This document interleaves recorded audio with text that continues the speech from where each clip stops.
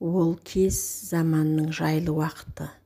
Кәдімгі тоқыраудың тоңы сіресіп тұрған шақ. Қазіргідей 2 үй сайын бір дүкен деген жоқ.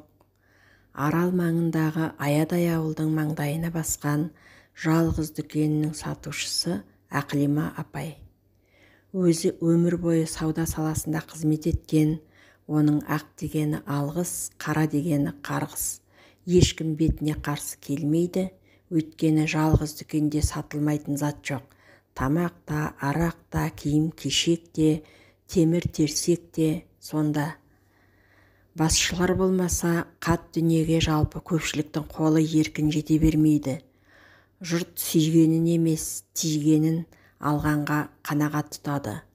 Алда-жалда қыз ұзатып, ұлын аяқтандыратындар болса, китке керек дүниені кедергісіз алу үшін алдын ала дүкенші Ақлиманы үй ішімен қонаққа шақырып, қабағын аулайды.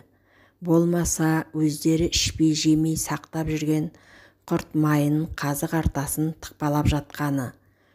Жұрттың аузына кім қақпақ қойған өтірік расын кім білсін? Сұқ көзден, оңаша құм ішінде оның малын бағып, қыстық отын шөбін жинап жүргендер де бар деседі. Дүниенің кілтін қолына ұстап тұрғандай, жұрттың төбесінен қарап, анау-мынаудың сәлемін алмайтын дүкеншінің өз ішінен шыққан егіз ұлы дегенде шығарда жаны басқа. Ауылдағы қара сирақ балалар бір төбеде, өзінің 2 ұлы, егізбай мен егізек бір төбе. Егіз баласын ешкімге теңемейді. Әлемдегі ең ақылды, ең сүйкімді балалар өз балалары деп санайды. Жастайынан балаларының да миына соны құюмен келеді. Жұртта жоқ қымбат киімдерді киіп, тәтті дәмдіні елден бұрын жеп өскен соң ба, оларды елден ерек бір керемет сезінетін. Әйтпесе, сол балаларының ешкімнен артық кемі жоқ. Кәдімгі қазақтың қара домалақ тәмпіш мұрындары. Ақлима дүкеншінің шалы өте момын адам. Өмірі тәкаппар әйелінің бетіне жел боп қарсы келмеген жан. Жұрт оның өз атының кім екенін баяғыда-ақ ұмытып қалған. Көршілері оны сыртынан дүкеншінің байы дейтін. Оны өзі біле ме, жоқ па, кім білсін. Ешкімге зияны да, пайдасы да тимейтін, өзімен өзі жүрген бір пенде.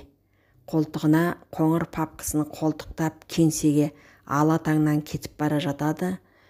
Көз байлана ақырын ғана үйіне қайтып келе жатады. Кеңседе не қызмет істейтінін басқа түгілі балалары да білмейді. Қара көлеңкелеу шет жақ кабинеттердің біріндегі қалтарыс бұрышта үлкен қара шотын сыртылдатып, қалың көзәйнегін тұмсығына іліп ап, үнемі бірдеңе есептеп отырады. Ешкімге бұрқ-сарқ ашуланбайтын, қатты дауыс көтермейтін байғұстың неге екенін кім білсін, аяқ астынан қан қысымы көтеріліп, табан астында о дүниеге жүрді де кетті.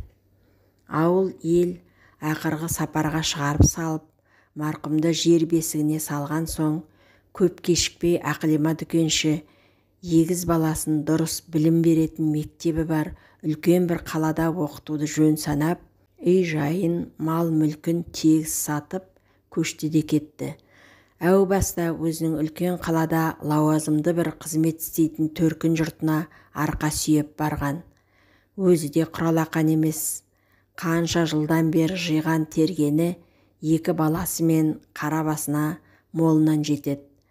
Қаланың шет жағынан кең қора жайы бар үй сатып алып, өзі бір азық түлік қоймасына жұмысқа тұрды. Біреу өлмей, біреуге күн жоқ деген осы шығар. Баяғыда осы қалаға келулеріне болатын еді. Алайда қара жер хабар бермесін, кері кеткен қырсық шалы күшік күйеу болудан қашып, тіресіп тұрып алмасы бар ма? Жуастан жуан шығатын қазақ қалай білген десейші. Үндемей жүріп бір көтерілсе, ешкімге басу бермейтін тоң мойын, морт мінезді екенін жас кезінен білетін Ақлима, қанша жерден би болса да, соның ығымен жүретін. Енді кетер адам кетті, Өмірді өз жоспарына лайық құруды әріден ойлаған Ақылим апай ер жетіп қалған екі баласының құлағына: «Қарақтарым, арқа сүйейтін әкелерің жоқ. Енді екеуің мықты бір жердің қызына үйленуді ойлаңдар. Қатын алма, қайын ал» деген сөзді бұрынғылар бекер айтпаған. Қызмет дәрежесі жоғары адамның қызын алсаңдар, ештеңеден таршылық көрмей, қызметтерің өсіп, өз қатарларыңнан оқ бойы озық жүресіңдер деген сөзді күні түні қақсап, құятында отыратын. Жігіт боп қалған егізбайы институттың бастапқы курсында оқып жүрген кезінде өп десең ұшып кеткелі тұрған жіп-жіңішке, өңі жуған шүберектей боп-боз, табақтай көзілдірігі шөкімдей бет-аузын жауып тұрған ши-борбай бір қызды үйге ілестіріп келді. Екеуі бірге оқитын көрінеді. Бір қырым еті жоқ, көрер көзге тым сүйкімсіз сол қызды бір көргеннен Ақылима қоймашы кескін келбеті келісті, екі иығына екі кісі мінгендей еңселі өз ұлына тең көрмеді. Іштей жиырылып қалса да сыр білдірмей ақырын сөйлесіп көріп еді. Әкесі бір үлкен мекеменің бастығы екен.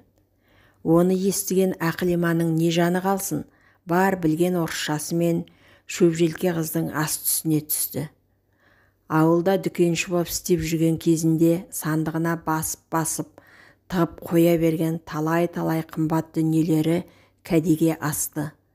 Әкесі жоқ, жесір әйелдің баласы деп, қыздың әке-шешесі ұлын менсінбей қоя ма деп қауіптенген ол, кез келгеннің қолы жете бермейтін қымбат косметика, шетелдік джинсы, модаға сай көйлек көншектерді әр келген сайын шетінен тарту етіп, қызақай қыздың көңілін тапты.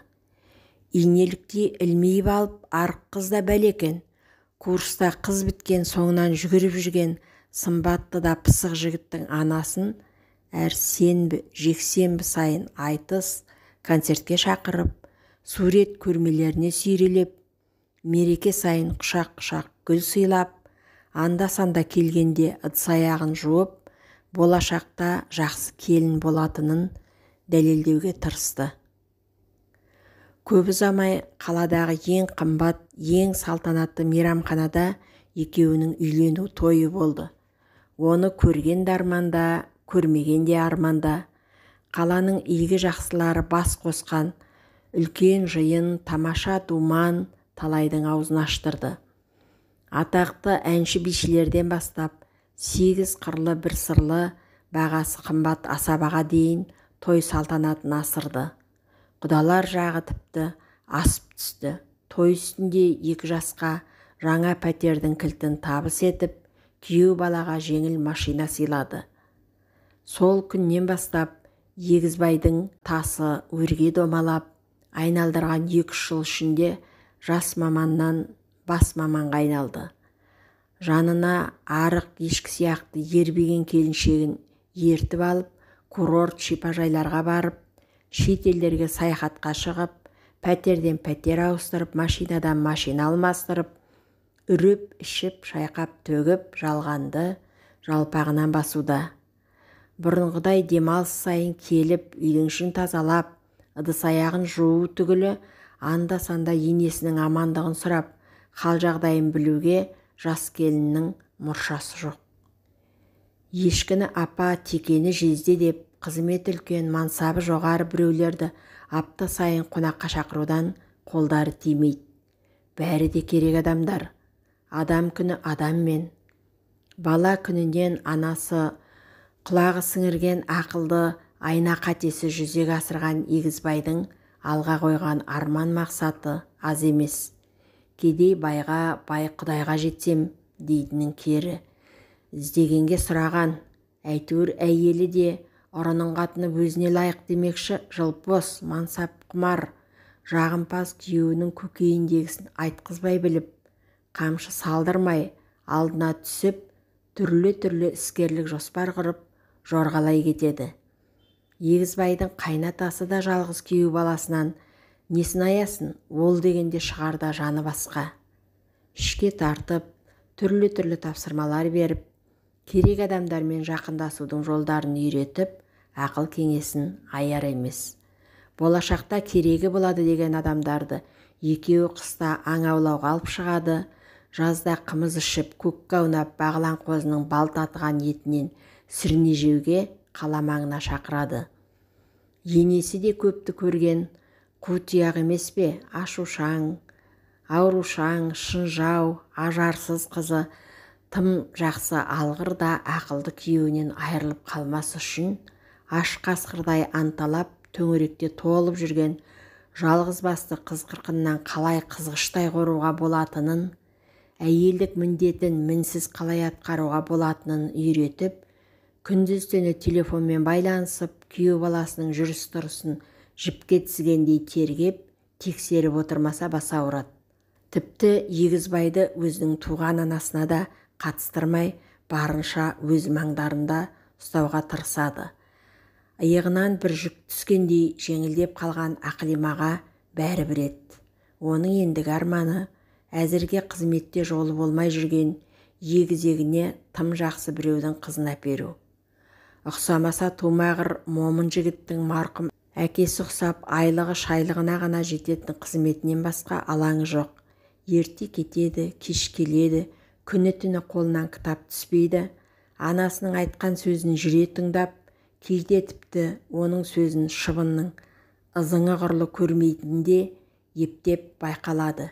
Бәлкім, бала күннен аш масаша ыңылдап, айта-айта әбден мезі қылған сөздердің не жайлы екені әбден миында жатталған да болар.